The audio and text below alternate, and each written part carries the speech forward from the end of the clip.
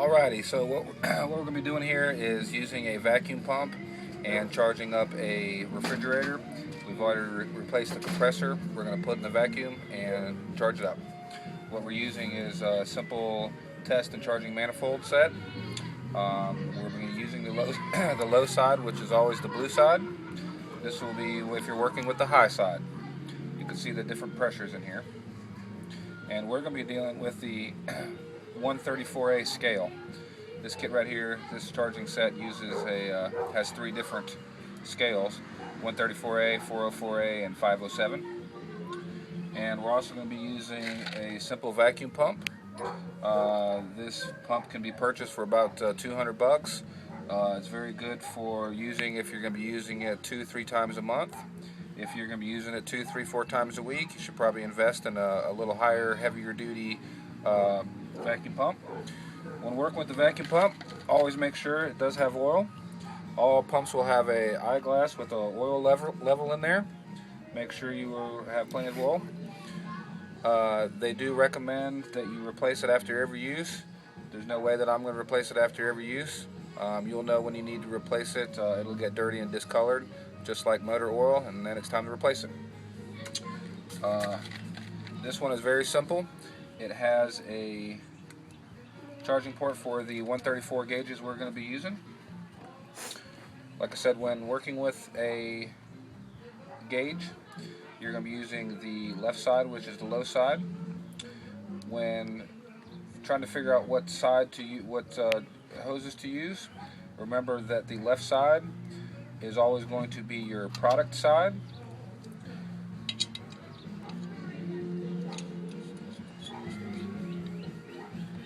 And the center is always going to be the charging side or vacuum side.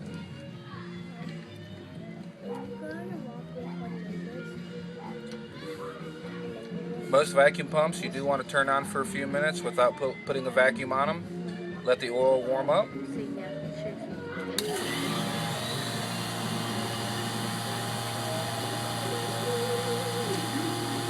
We've already warmed this one up, so we're ready to go.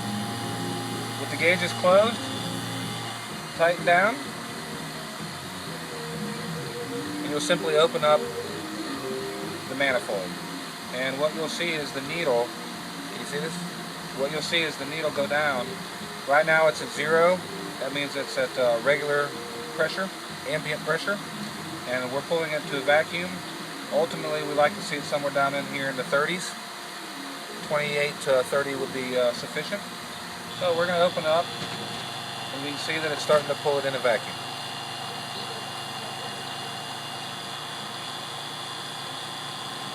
What we're going to do, let it sit here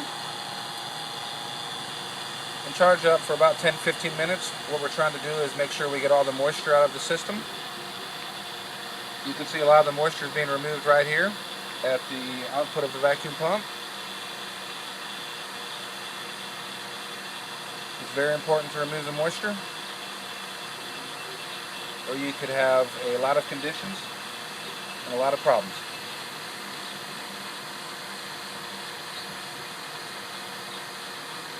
So we're going to let this pull a vacuum for about 10-15 minutes, and we'll be back. Alright, we're back. We have been pulling a vacuum on the system here for about 15 minutes.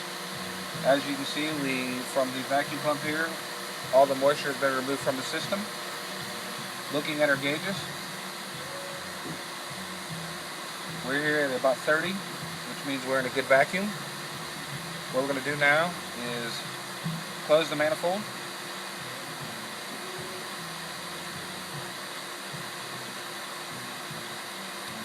And turn the vacuum pump off.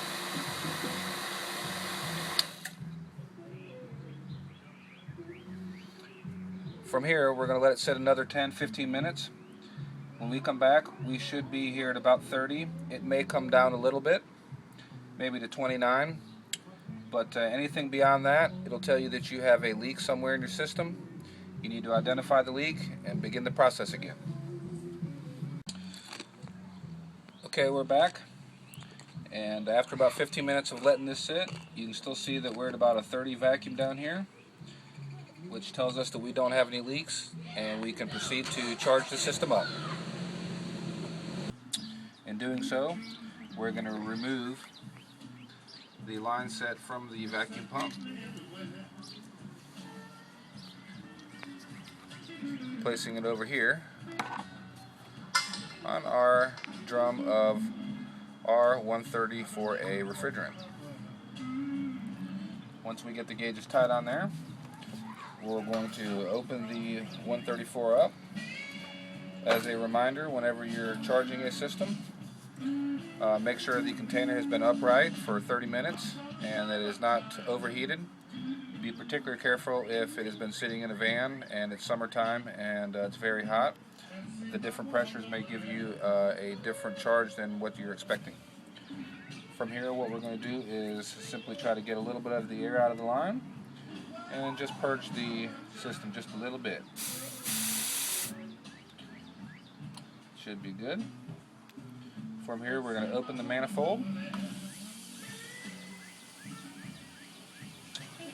With this particular system, we're not using a scale to weigh in the charge. Ideally, you would like to use a scale, and if you're starting it from a fresh system like this, it's a very good idea to use a scale so you can get an exact charge.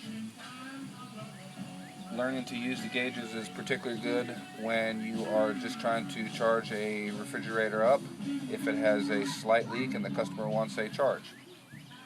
I like to start off the charge before I plug the refrigerator in at about 60 or 70.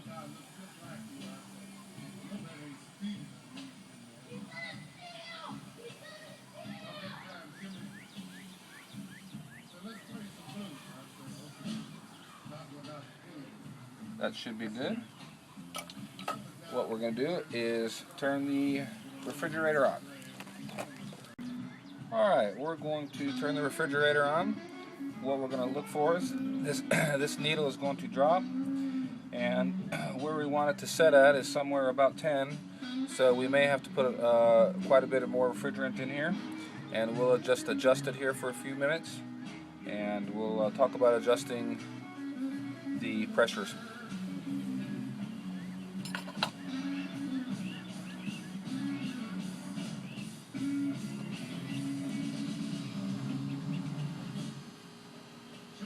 As you can see, we're putting the refrigeration through the system.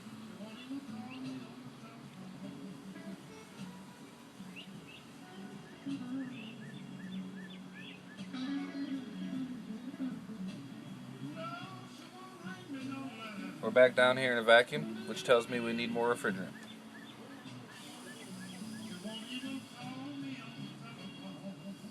When you're making an adjustment, make a slight adjustment, let it sit.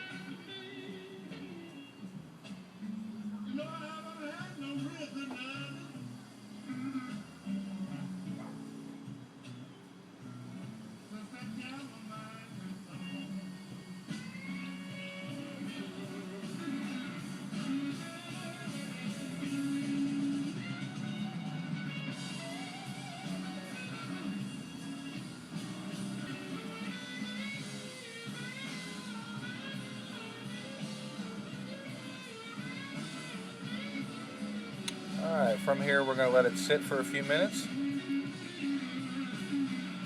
We're also going to take this time to feel the line set, make sure we're getting good heat transfer to the condenser coil.